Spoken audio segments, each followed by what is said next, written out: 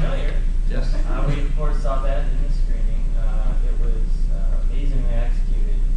My big question would be exactly how would you say that applies to this week's concept, this week's challenge? And actually in every single way. Well, first in terms of the actual work, all the animation of that has been done in the last week and a half because I brought in, even though the characters look pretty much the same and the heads are the same, the bodies are different, which required a whole new animation rig, so I had to redo the entire thing basically in the last week and a half.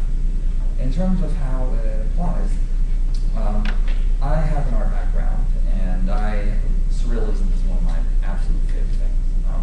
And one of the things that surrealists always do is they work beneath the surface. They try to look at the subconscious. They try to look at things that, Dali might have his melting clocks on the surface, but it's really a symbol for X, Y, Z, things going on behind it. And I like the idea of, taking something familiar and showing a backstory to it. Just, take something, put a little spin on it. And as much as everyone knows the surrealists for just being, weird and whatnot, even more so, they have just the most bizarre senses of humor out of all the art groups. And when I first heard the topic was surrealism, I was like, well, maybe I could use, this project, maybe I couldn't. And then when it was described in more detail, it was when pop culture hits the subconscious, and when you really can't get too much outside of Ronald McDonald, it hit more pop culture than Pac-Man. And so I wanted to use the idea to just let people enjoy it.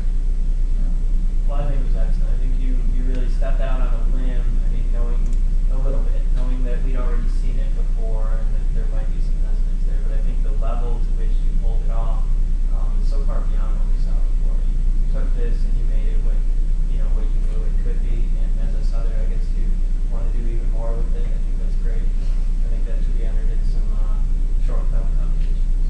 That's actually the entire idea. The SIGGRAPH deadline is in March. So I'm happy to see this piece reach this level of fruition. I think it's really entertaining. I think it's thoughtful. It's funny in a very morbid sort of way. But I'm completely disappointed because I'm not sure if this breaks the rules of the competition, but at the very least I would have expected you to consult with someone because you did. Yes. And you were given approval? Okay. Well, then I feel a little bit better about it. From my mind, when you enter these competitions, and we're really looking to see how you can respond to a specific weekly criteria for a project, it's not. I don't expect contestants to reach into their portfolios and grab existing work and modify it. I expect them to really